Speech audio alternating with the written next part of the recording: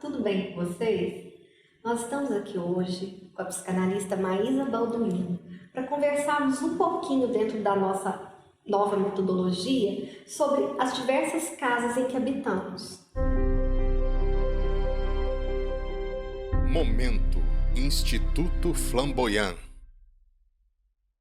Maísa, como é que você, enquanto psicanalista, enquanto mulher, enquanto mãe, percebe todo esse processo dessas diversas casas em que nós habitamos ao longo de toda a nossa vida?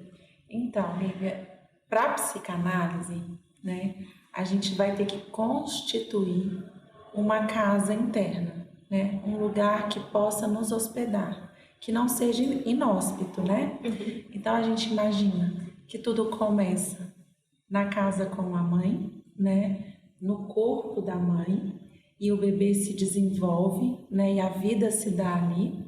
E depois a gente pode pensar numa segunda casa que seria o jeito da mãe cuidar da gente, ou do adulto cuidador, Então esse estado mental, a maneira como esse adulto recebe, cuida da gente, nos ensina, vai tecendo, vai confeccionando essa casa interna que a gente chama de mundo mental, aparelho psíquico, a nossa mente, que é mais do que cérebro.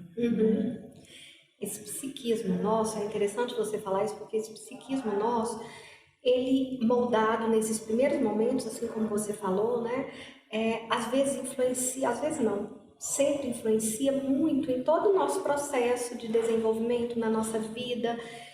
E aí, eu queria que você conversasse, mostrasse um pouquinho para o pessoal como é que quando a gente tem esse primeiro ambiente, essa primeira casa, vamos dizer assim, que ela não foi adequada, que a mãe não conseguiu passar aquilo que ela gostaria, ou que tiveram entraves, o que nós podemos fazer ao longo dessa vida para poder modificar esse processo e a gente reorganizar essa casa nossa, essa casa psíquica?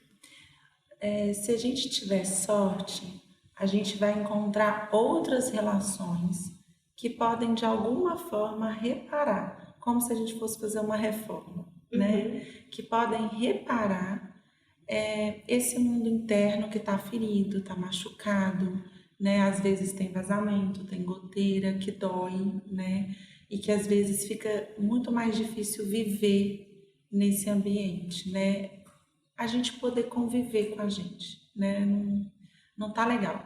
Então eu acho que a gente tem que procurar ajuda, pedir ajuda e aproveitar novas relações, que pode ser um professor, pode ser uma relação de amizade, uma relação com a avó, outros familiares, e depois uma relação de trabalho, uma relação amorosa, afetiva. Então eu acho que nas próximas relações a gente pode dar a sorte de tentar reparar. E pode ser também uma relação profissional, como, quem sabe, um processo de análise, uma psicoterapia, para a gente poder cuidar dessas feridas. São muito importantes. Até esse livro aqui, que oportunamente está aqui, Se Eu Fosse Uma Casa, da Carol Fernandes, é um dos livros que nós estamos trabalhando dentro da metodologia, com os nossos alunos, no clube de leitura, de uma maneira geral. E é muito interessante porque a Carol pensou nesse livro no primeiro momento da pandemia, onde ela se viu presa dentro de casa, ficando ali observando, e ela começou a pensar nessa casa dela, da Carol enquanto casa. E ela coloca, em determinados momentos, eu teria as minhas rachaduras, que seriam profundas e que revelariam a história, eu teria janelas para olhar para fora, e ela fala algo muito emblemático, ela fala assim, e mesmo que eu não queira, eu teria um porão, onde eu guardaria todas as minhas sombras. Pensando nesse processo, como que são esses porões em nós mesmos? Que às vezes a gente se desenvolve, nós até buscamos uma psicoterapia, desenvolvemos outras relações, mas ainda que nós não queiramos, a gente tem esses porões. Como conviver com eles, Maísa? Então, eu acho que você está se referindo ao inconsciente, Todas essas vivências que a gente experimenta ao longo da vida e que ficam inconscientes, ficam sem acesso. O que eu acho, surpreendente é que A gente às vezes imagina que só tem coisa ruim no porão, né? E na verdade não é bem assim. Às vezes tem muito amor, tem muita saudade, tem muita esperança, tem muita expectativa e tem desejo, né?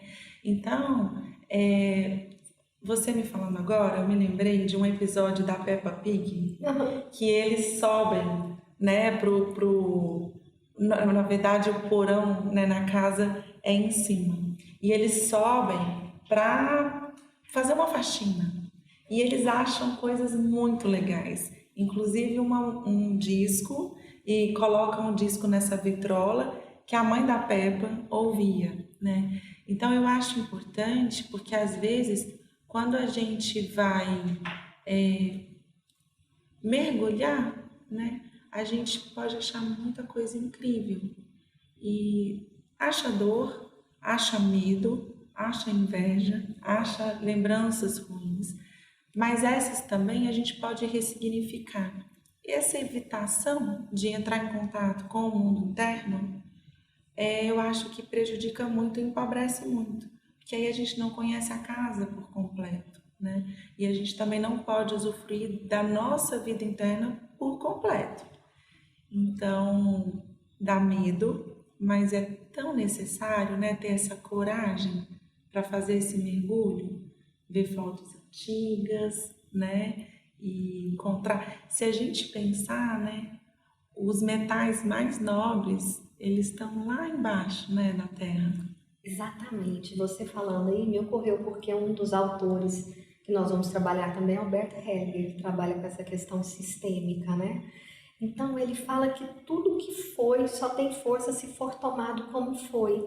Então conhecer essas histórias, às vezes ocultas, conhecer esse processo todo nos auxilia a caminhar, a saber das nossas forças também, né, de tudo que aquilo que nos é passado, tanto de maneira inconsciente como consciente. Queria agradecer, Maísa, pela oportunidade de estarmos aqui juntas. Voltaremos com novos assuntos sobre essa nova proposta, sobre essa metodologia. Gratidão, Maísa. Um beijo, gente. Um beijo. Momento Instituto Flamboyant.